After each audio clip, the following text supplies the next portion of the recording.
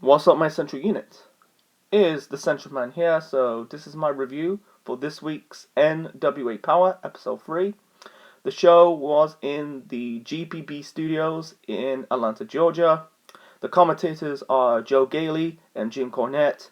This week's Powerr kicked off with a segment with Eddie Kingston showed up on the commentators area. He grabbed the mic and basically challenged him for the Dawsons because the Dawsons caused Kingston and Homicide, the tag team titles last week. Showed up, interfered, attacked them after that. So, yeah, Kingston's pissed off. He wants to challenge the Dawsons. He's like, we can fight in the car park. I'm going to fuck you up. Unfortunately, he didn't say fuck. They kind of blurred out the swearing. And also, he said shit. So, he said shit and fuck. So far, in the first time in the history of Powerr, we got some swearing. He basically, challenged for the Dawsons. I don't care. It's this week, or next week, next month. I do not care. I'm all about wrestling. Homicide's all about wrestling. So that was the end of the first segment. Okay, the first match to kick off this week's Powerr, we got Marty Bell versus Crystal Rose. If you don't know who's Marty Bell, she used to wrestle in TNA. Now it's Impact Wrestling. She was in a faction in Impact Wrestling called the Dollhouse, with her, Taryn Terrell, Jade. Jade's now, was it Mia Yim from NXT. So yeah, the opening match of this week's Powerr was okay. It was an okay match. It was basically I'm guessing Crystal Rose is now a jobber.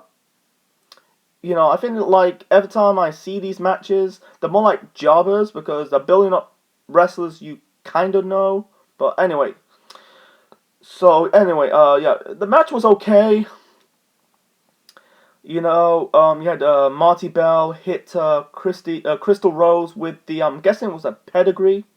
It looks like a Triple H's pedigree because you wrap around, you grab two of the opponent's arms, and it's basically a face buster. That is basically Triple H's finisher is. So yeah, Bell hit Rose with the kind of a pedigree, win this match. So we got another segment. You had Joe Gailey interviewing the Dawsons, and then I think one Dawson twin tell him to tell the fans to shut their mouths, and then talk about because we're being challenged, and then the other Dawson twin says, we're tired of everyone throwing their weight around. It's now time the Dawsons throw their weight around, Basically, they want to challenge other wrestlers in the locker room instead of these two, referring to Eddie Kingston and Homicide. Because, the beginning of the segment of this week's Powerr, you had Kingston wants to challenge the Dawsons, and basically the Dawsons kind of decline Eddie Kingston's challenge. So yeah, this is not the last time we see Eddie Kingston and the Dawson in this week's Powerr. Then we got like a video package of I'm guessing it was the debut of Thunder Rosa. She's kind of like their version of Rosemary, with the face paint. So that'll be next week or in the near future. And then we got another segment with Joe Gailey interviewing Aaron Stevens. It was about to be Tim White, but instead it was Aaron Stevens. He was dressed up like this type of costume. He dressed up like a pirate without the eye patch and the bandana on his head. And the fans were chanting Captain Morgan. They were chanting Captain Morgan, Captain Morgan. And then Stevens said he's promoting his new project, Tropical Pirates. That'll be on Blu-ray. Was it VHS in Romania? And then he had the video package with basically with pirate ships and lagoons and the face of Aaron Stevens. And also he Stevens kind of like disking Ric Flair, says I got more chop with Ric Flair, and that was the end of that segment. Okay, the second match we got Caleb Conley versus Dan Parker. Good. This was good. Another good match. Parker, I'm guessing he's the jobber. He had some offense, but it's Conley got the win. Like one more of the match, he was about to do like a double knees, stump to the gut, but instead he turned it into a senton. That was good. In the end, Connolly hit Parker with the moonsault to win this match. And then we got a good. I'm guessing this is basically segment of the night with between Tim Storm. Tim Storm says like his 10 pound gold series really like changed his career because winning the world title, being part of the 10 pound of gold series, yeah, it really changed his career. Then you got Eli Drake, and Eli Drake kind of put over Tim Storm. Talk about like you're giving up, you're quitting, and he said about like the fans are cheering for your mom, and your mom says not don't want to see you getting hurt, injured, or giving up. And he said you think one match that can took you off the list, and he said you're in the list, and he thought about bringing up names like Ric Flair, Ricky Steamboat, Harley Race, Luke Thez. You're on that list, and and he also referring to you cannot if you're not because Tim Storm lost to Nick Aldis 2 weeks ago, in the very first episode of Powerr, because he will never get a single shot. He will never challenge for the NWA World Title ever again. He said instead of challenge for that 10 pounds of gold, referring to the world title, he said Drake wanted tag team with Tim Storm to challenge basically for the tag team titles. And Drake wants to say he wants to challenge for the Dawsons, and then Tim Storm says I'll think about it. So the fans were kind of disappointed. So it was good, because Storm, Drake gets the point because want him as a tag team, challenge for the tag team titles. So yeah, it's not the last time we see Drake and Storm in this week's Powerr.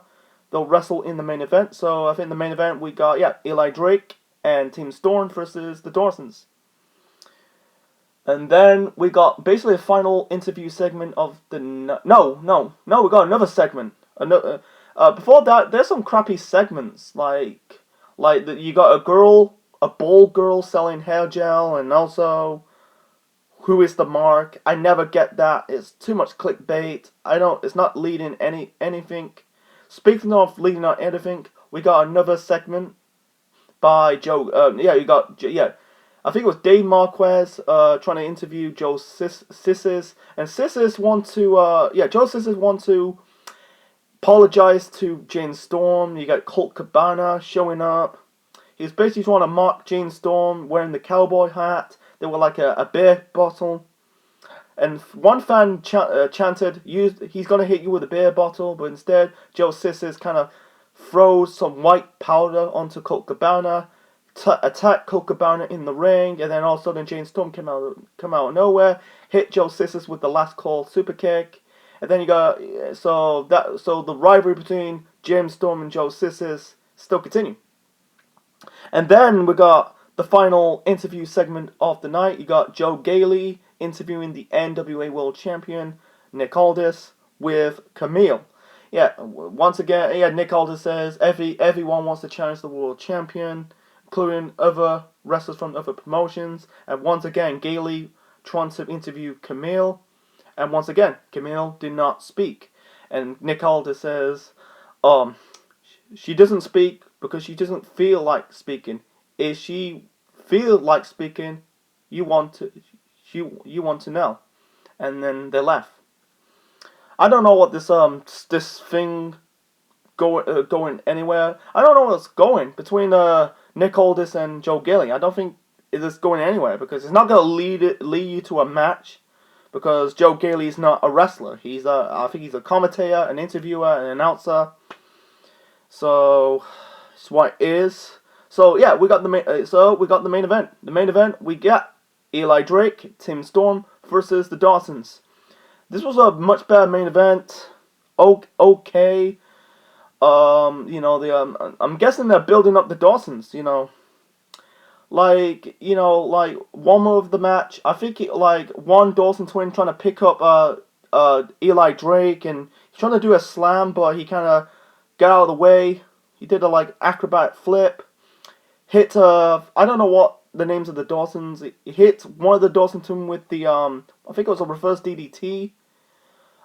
He's trying to, like, you had Tim Storm kind of Irish whip Eli Drake.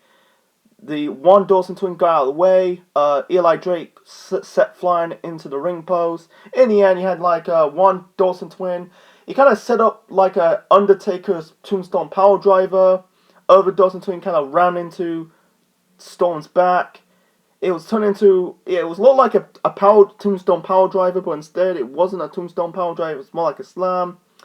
The Dawsons win. One of the Dawson twins pinned Storm to win this match, and then the Dawsons beat down Team Storm even more. And then you got Eddie Kingston came to their rescue. The Dawsons left the ring, and that was the end of this week's Powerr. So overall, this is a much better show than last week. Yeah, I said it's downgraded, but I think it was a disappointing show last week. It's disappointing. Like Eli Drake's first match in not first match, but first match in Powerr, first Powerr match. It didn't. Eli Drake did not top the L. It was Storm. I'm guessing they're protecting Eli Drake because he's still young, and Tim Storm is the veteran. He's 50. I think it's Jim Cornette announced. He really announced his age. I'm talking about Tim Storm because he's 54 years old. So damn shame for Storm and Eli Drake lost, but what it is, they're building the Dawsons up. So anyway, that was my NWA Powerr review for this week. Hope you like it. Leave your thoughts in the comment section below. Smash the like button and subscribe to the Century Man Network on YouTube. We'll be back next Wednesday for my NWA Powerr review. This is the Century Man, officially signing out.